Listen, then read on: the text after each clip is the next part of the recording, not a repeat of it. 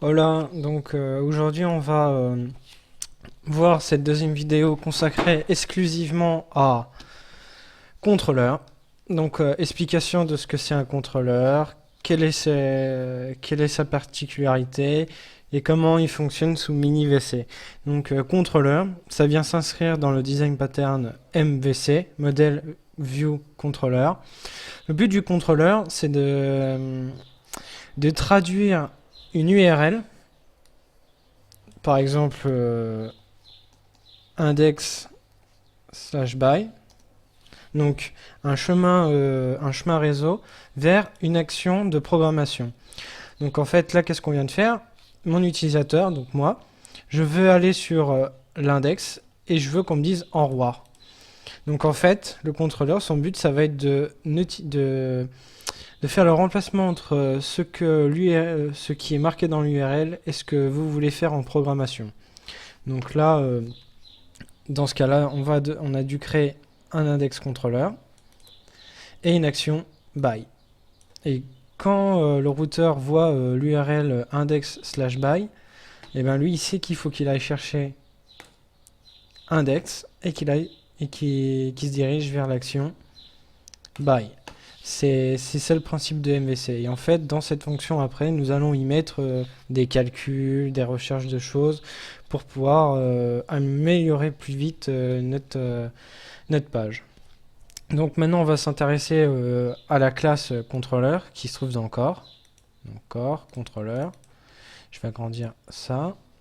Pour ceux qui ne connaissent pas l'outil, j'utilise Webmatrix version 3 de Microsoft, qui a un petit IDE pour faire du web qui est très efficace.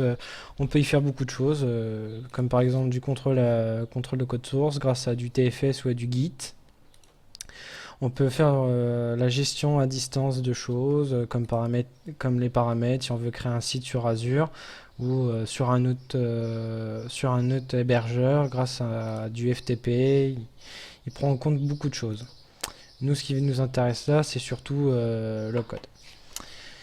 Donc, notre classe contrôleur.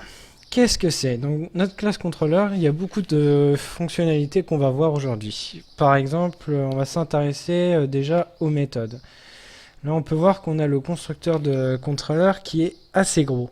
On voit qu'il attend en paramètre un routeur pour pouvoir après avoir en variable lui-même un routeur pour pouvoir faire certaines choses qu'on verra par la suite. Donc là, on y voit aussi, par exemple, l'apparition de tokens. Donc le token, j'y reviendrai plus tard, mais rapidement, c'est quand vous créez un formulaire avec mini-VC dans vos vues, il faut absolument qu'il y ait un champ hidden token dans ces formulaires.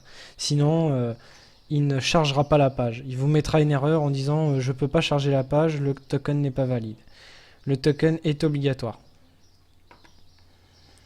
On a aussi un chargement de poste, si on préfère. Tout ce qui va être tout ce qui va être formulaire va être chargé dans une propriété qui s'appellera request post. La bonne pratique avec MiniVC, c'est de faire au plus possible que vos formulaires passent par post et pas par get. Pourquoi? Parce que dans get, les paramètres vont être passés dans l'URL de la page. Donc, un, c'est pas très propre, et deux, il faut savoir qu'une URL ne peut pas contenir plus de 255 caractères. Donc, très vite, vous serez limité en utilisant le get. Donc, le get, utilisez-le quand vous voulez aller faire une page visibilité de détail. Par exemple, vous faites un blog et vous voulez des articles.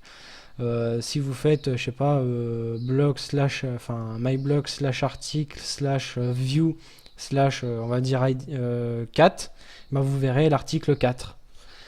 Là, à ce moment-là, le get est propre et pas très compliqué à mettre en place, et ça vous permettra d'être un petit peu mieux référencé sur Google et ce genre de choses. Donc en fait, il met aussi en place une sorte de SEO.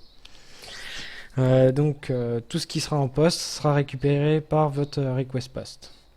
Ensuite, on a une méthode qui s'appelle setData. Donc la setData va permettre dans votre contrôleur de setter des données Par exemple, quand vous allez récupérer un utilisateur, vous faites set de votre utilisateur et il sera mis dans un tableau qui par la suite sera envoyé à votre vue. Mais ça, on y reviendra quand on verra les vues. Et render, ça permet de renvoyer vers une vue. En fait, il va aller chercher dans un répertoire si index, par exemple, si sur index controller on faisait des vues, il faudrait qu'on crée dans vue un répertoire avec index contrôleur et qu'on mette dedans le nom de nos vues. Donc là en fait il regarde s'il y a un layout. S'il y a le layout, il va envoyer toutes les informations dans content for layout. Et s'il n'y en a pas, il renvoie vers la vue.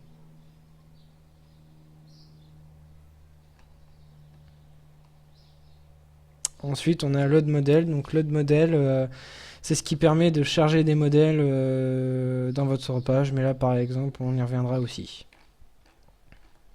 Donc voilà, ça c'était le tour du contrôleur. Donc c'était vraiment pour expliquer ce qu'il y avait dans le contrôleur et comment il fallait le faire. Donc les bonnes pratiques, c'est je crée mon contrôleur comme ça. Donc le nom de je lui donne un nom. Ensuite j'y accole contrôleur et j'étends toujours contrôleur. Comme vous avez vu, il n'y a aucun require et tout ça parce que tout ce qui est require est fait dans le routeur. Au moment où on va lancer notre application, dans le constructeur du routeur, vous allez devoir définir et requérir tout ce que vous avez besoin. Comme ça, au niveau de votre application, vous n'aurez aucun require, tout est fait au chargement du routeur. Donc ça peut alourdir le routeur, certes, mais une fois que vous êtes dans vos contrôleurs et tout, vous n'avez plus à vous occuper de est-ce qu'il faut que je require ce fichier ou pas. Donc c'est ça le petit avantage de MiniVC.